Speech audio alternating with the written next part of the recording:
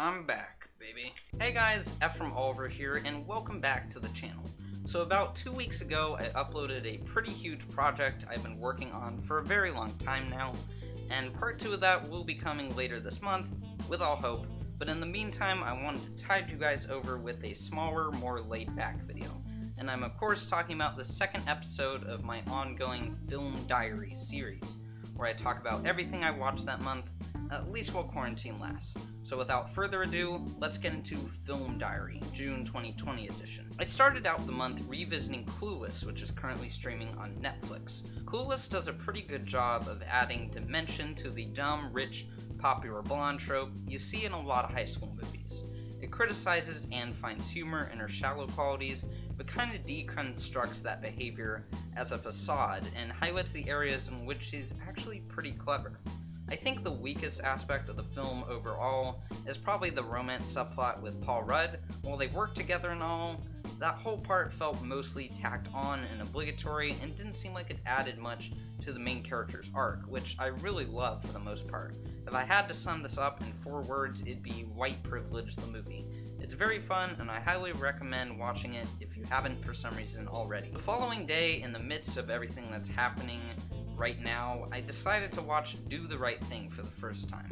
I bought this as my first Criterion Blu-ray at the start of quarantine, but hadn't actually gotten around to watching it, but I figured now was as good a time as any.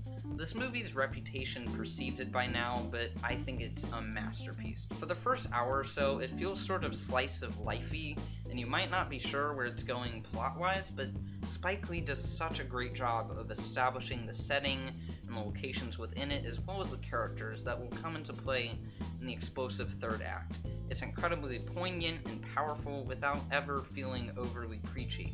Also, if you're wondering, yes, I think Mookie did the right thing at the end of the movie. Kinda obvious. On June 3rd, I watched Just Mercy on Amazon Prime.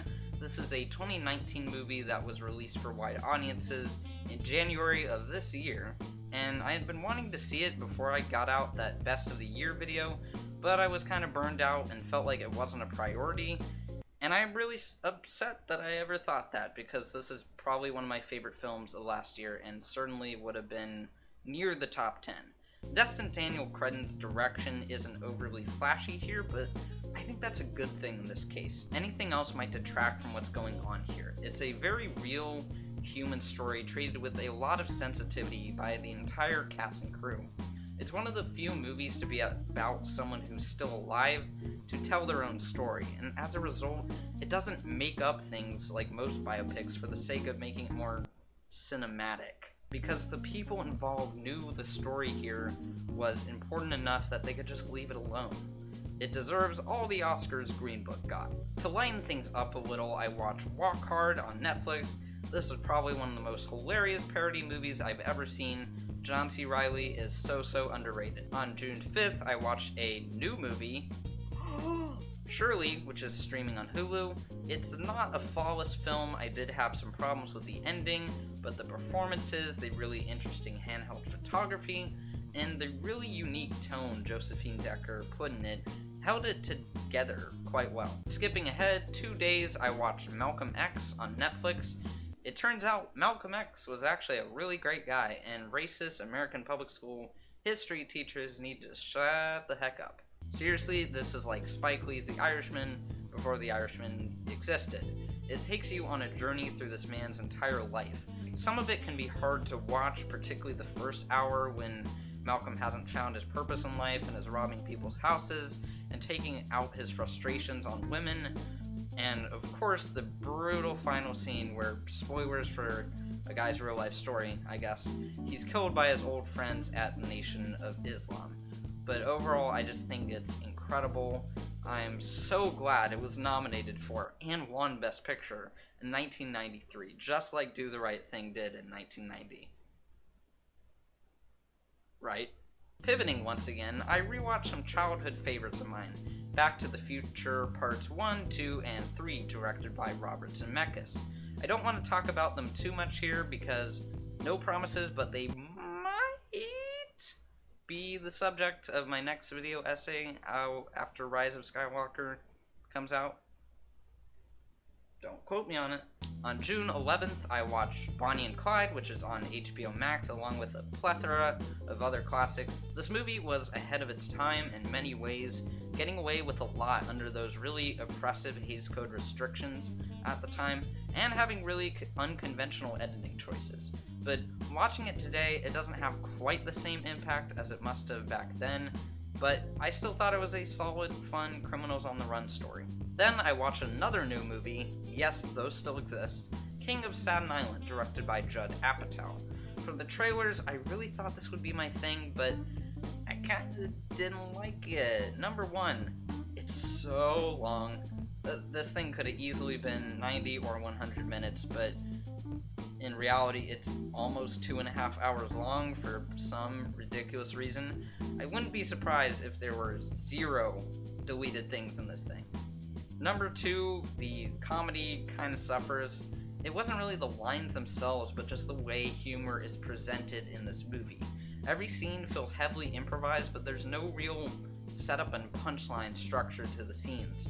It's just a bunch of actors saying a bunch of funny lines in front of a camera for a very long time. As a result, this thing really dragged for me, and I didn't get much out of it. But luckily, on the following day, I was able to return to cinema, my third Spike Lee joint of the month, to Five Bloods, currently streaming on Netflix. We've gotten a lot of movies about the Vietnam War, but almost never from the black perspective. I mean, just think about it. You fight in a meaningless war for a government and country that hates you, and on top of that, you come back with PTSD and very little benefits. It feels like society just tosses you aside completely, and that's exactly what happens to the main character, Paul, who is portrayed beautifully by Delroy Lindo, who should win an Oscar if they ever have those again. On June 14th, I watched something very different, Speed Racer. I've heard a lot of people call this movie underrated, but going in, I was a tad skeptical because I'm not a big fan of The Matrix, don't kill me, and that was also done by the Wachowski sisters.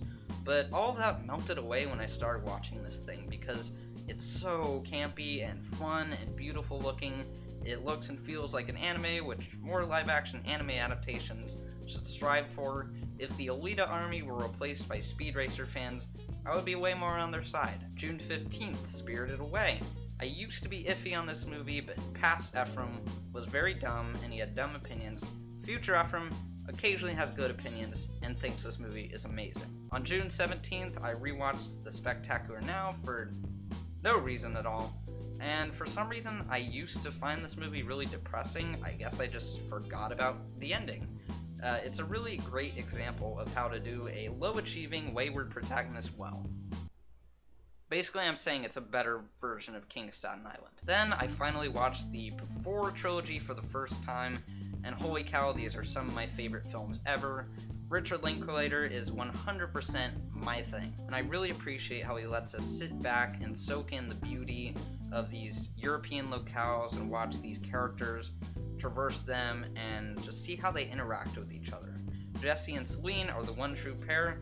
Bring on another movie in like 18 years, call it After Midnight, let's see him as an old married couple. It's time to return to the series Richie. I took a day off from movies and then jumped into The Apartment, directed by my dude, Billy Wilder. Old movies rule, and more people my age should watch them. The next day, I watched 13th, which is on Netflix and YouTube. If you want to understand what's going on in the world right now, you need look no further than this amazing documentary. On June 24th, I watched 2 movies, one of them being The American President, written by Aaron Sorkin, who gets made fun of a lot but does a good job at balancing the more professional, political walk and talk scenes with the more romantic, human, emotional scenes. But the better movie I watched that day was definitely Good Time, directed by the Safdie brothers.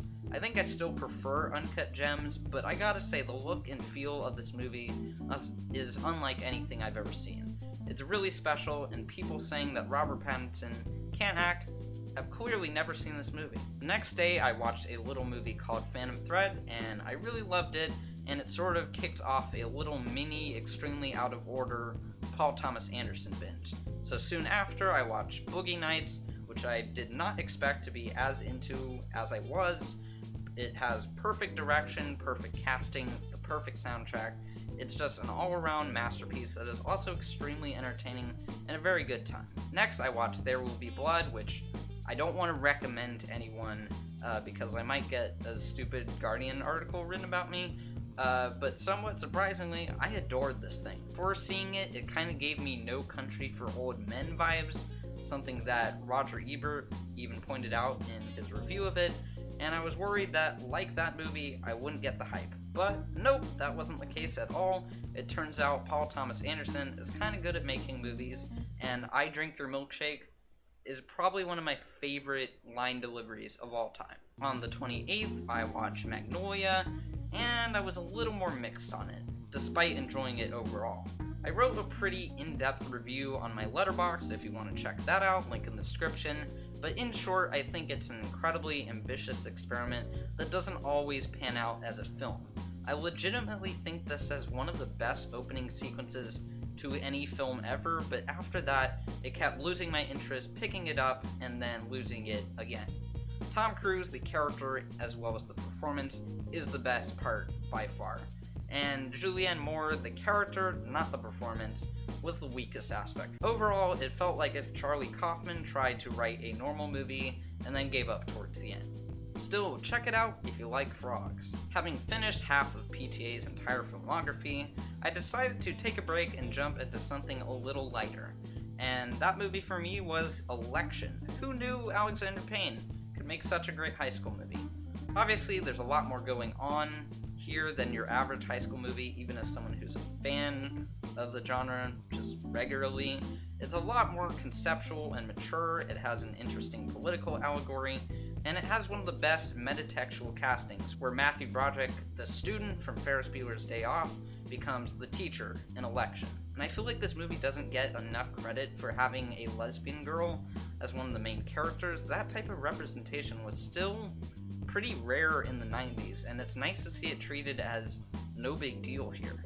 So yeah, basically Election rules, go watch it. On the last day of the month, I watched Almost Famous, and here's where people disliked the video. I gotta be honest, I didn't really love this movie when it started, and it never really picked up for me much after that.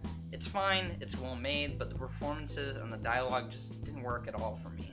I didn't find myself connecting much to the story, mainly because of how it was paced, and I wasn't that into the characters. I particularly didn't like the way the female characters were written. Like, really, Cameron Crowe, you had the main character kiss the love interest while she's high on Quaaludes and about to pass out?